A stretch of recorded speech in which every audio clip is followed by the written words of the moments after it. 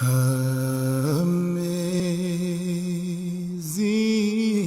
grace, how sweet. Divisor de águas foi a fusão da Igreja Pentecostal Incorporada e as Assembleias Pentecostais de Jesus Cristo. O ano era 1945. Surgia a maior organização unicista do mundo, a Igreja Pentecostal Unida Internacional. A chama foi reacesa e com ela o desejo de alcançar as nações. O lema da nova organização era o Evangelho completo para o mundo inteiro. Centenas de missionários foram enviados para os 4 cantos da terra. Estava em curso o período de ouro das missões estrangeiras. No radar celestial estava uma gloriosa nação. Terra abençoada, a pátria amada Brasil. Os caminhos se abriram para os nossos pioneiros. Porto Alegre foi a porta de entrada. Em 1957, a família Baker finalmente chegou em solo brasileiro com a mensagem apostólica. Uma grande mudança ocorreria em 1961. Os Bakers, na direção do Espírito Santo, migrariam para o estado de São Paulo. O último culto que eles participaram em Porto Alegre foi no dia 7 de dezembro daquele ano. O plano divino estava fluindo, pois o reforço já havia sido providenciado. Os Lamberts pisaram no solo brasileiro no dia 14 de abril, às 22h50. Um dia após saírem da América, eles foram recebidos pessoalmente pelo pastor Samuel Baker. A família Lambert deixou sua marca na obra brasileira. Outra família pioneira foi a Norris. Robert e Jim Norris chegaram ao Rio de Janeiro em 1963. Neles, uma ardente chama queimava. Era hora de fazer discípulos e expandir. O primeiro IBA foi aberto em 1971 e funcionava na igreja de São João do Meriti. Porém, o avanço era inevitável. Por esse motivo, em 1979, ele foi transferido para uma propriedade em Belfort Roxo, que fora comprada com recursos ofertados pela família da irmã Margarete Calhoun e do próprio pastor Robert Norris. Era uma antiga fábrica de sabão. Agora, no mesmo lugar, homens e mulheres seriam treinados para pregar o Evangelho que limpa o pecado dos homens. Certamente, a família Norris receberá um eterno galardão. Suas digitais perduram e perdurarão na IPUB até os seus últimos dias. Não há como falar da Igreja do Brasil sem mencionar Benny e Teresa de Merchant. Eles chegaram aqui em 1965, no dia 27 de outubro. Sem equívoco, eles deixaram um legado inestimável. Alguém disse que se você perguntasse para o menino Benny, aos 8 anos de idade, o que ele gostaria de ser quando crescesse, ele responderia: um missionário. Ele viu ainda criança, em sonho, o encontro das águas.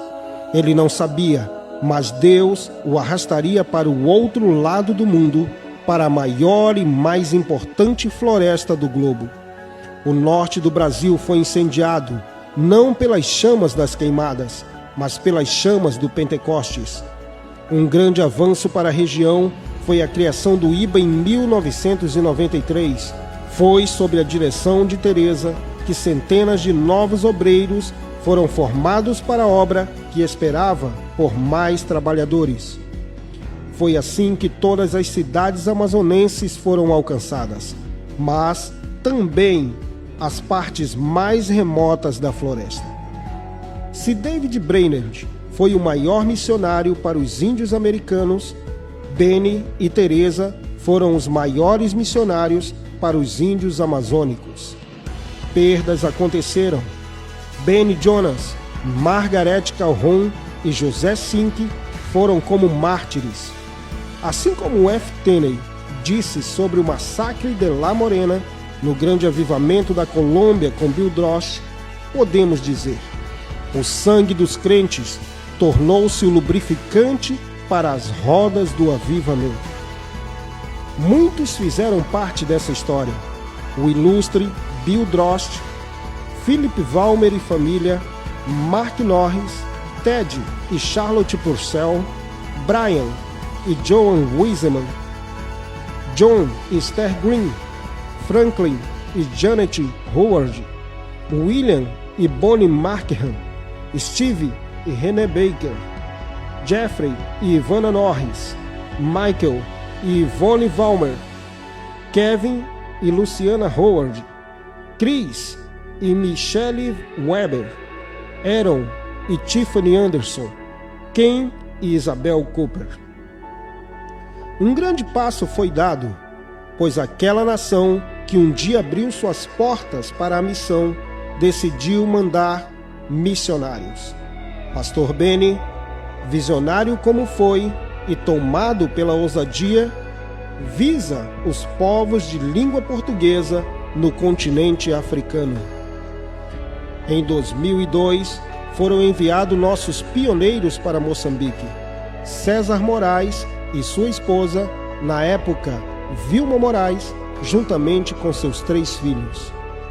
Em 2007, Pastor César aterriza em solo timorense para abrir ali a primeira igreja pentecostal unida de Timor-Leste, que hoje está sob supervisão australiana.